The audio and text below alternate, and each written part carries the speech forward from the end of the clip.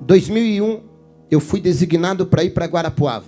E quando eu cheguei em Guarapuava, o irmão Juvenílio cuidava da parte da limpeza da igreja. Fazia uma semana que eu estava como pastor, ele entrou no meu gabinete, no meu escritório, e falou: pastor, eu vim ver se o senhor vai permitir, com molho de chave, que eu continue com as chaves da igreja. Eu tenho todas as chaves dos escritórios, dos departamentos aqui, porque eu faço a limpeza da igreja. Aí eu falei: mas, irmão Juvenílio, quanto a igreja lhe paga por mês? A igreja estava enfrentando algumas dificuldades financeiras, para a gente ver se a igreja vai ter condições de continuar pagando. Ele olhou para mim e falou: pelo amor de Deus, pastor, não fale em dinheiro para mim. Eu falei: por quê? Ele falou: não, eu sou aposentado, pastor. Eu limpo a igreja, mas eu não cobro nada.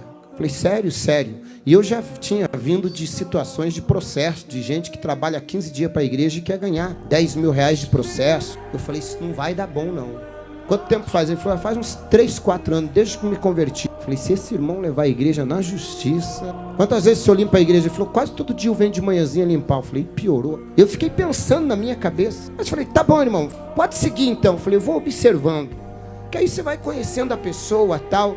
Aí, todo dia, 7 horas da manhã, ele tinha um Fiat Uno 147. Ele encostava o Fiat Uno dele lá e ia lá limpava a igreja. Eu vinha pro culto segunda, quarta e sexta. 8 horas da manhã eu chegava na igreja, o irmão Juvenílio olhava para mim, falava: pastor, agora eu posso ir, tá tudo limpinho.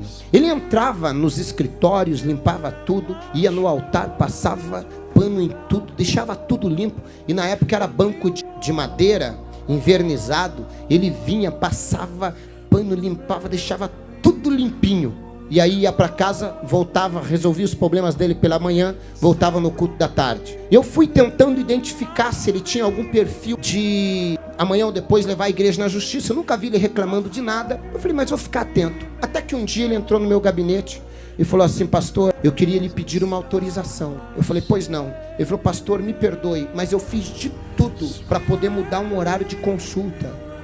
E o médico não tem outro horário, só pode me atender 8 da manhã. Eu estou com alguns problemas de saúde e eu queria pedir se o senhor me libera de eu limpar a igreja esta quarta-feira. Só que se o senhor disser que não tem problema, eu remarco consulta de novo, espero, era pelo SUS, espero nem que demore 6 meses, mas eu não vou abrir mão de cuidar da igreja para uma consulta. Eu falei: irmão Juvenílio, quanto o senhor ganha para limpar a igreja? Ele falou: não, nada, pastor. Eu falei: irmão Juvenílio, o senhor não é um funcionário, o senhor não tem carteira assinada. O senhor não precisa nem justificar. É problema de saúde, vai cuidar da tua saúde. Ele falou: pastor, o senhor não vai ficar bravo comigo? Eu falei: meu Deus, esse irmão é diferenciado. Eu falei: tem gente que arruma, ganhando, arruma desculpa para não ir.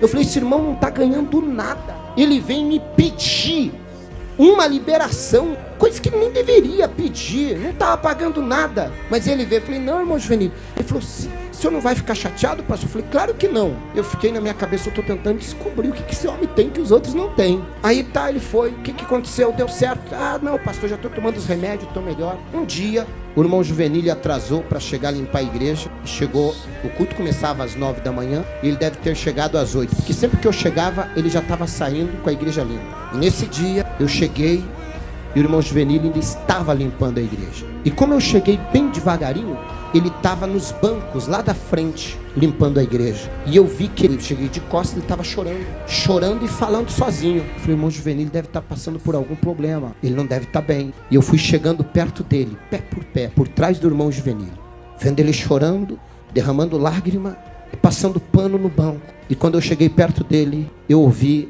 a oração de alguém que realmente serve a Deus. E ele estava assim: Senhor, eu era um bêbado, minha família ia se perder, eu não valia nada. E a Bíblia diz, antigamente, só podia entrar no teu santuário os levitas para auxiliar na limpeza, mas no Santo dos Santos, só o sacerdote. E o Senhor me deu a oportunidade de poder limpar até o teu altar, aonde o teu servo vai pregar. Eu, um bêbado, estaria morto se não fosse o Senhor. E agora o Senhor me dá o privilégio de limpar o teu templo, o teu santo templo. Isso é um privilégio que não tem dinheiro que pague. E aí ele orou e falou: Senhor, quem sentar nesse banco seja alcançado por cura. Usa o pastor Alexandre hoje por milagres, para que ele seja usado, para que que vidas sejam impactadas, para que eles também encontrem a alegria que eu encontrei em Ti, para que eles também encontrem a paz que eu encontrei no Senhor, para que eles encontrem a vida que eu encontrei no Senhor. E Ele continuou limpando. Eu falei: Senhor, eu preciso me converter. O culto não era eu que estava fazendo, era Ele que estava preparando.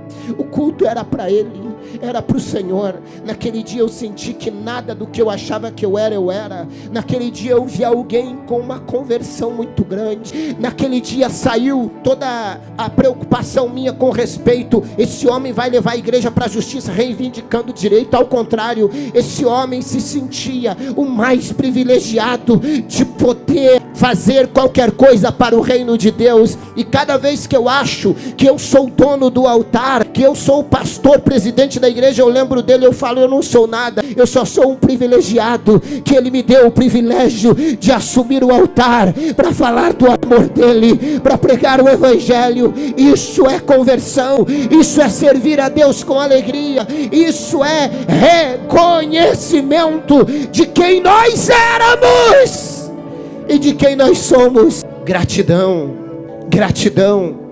Entrai pelas portas dele com gratidão. Era ali o espírito de gratidão do irmão Juvenílio me convenceu. O espírito de gratidão me fez entender que quando você serve com amor, com temor e com gratidão, você consegue manter isso.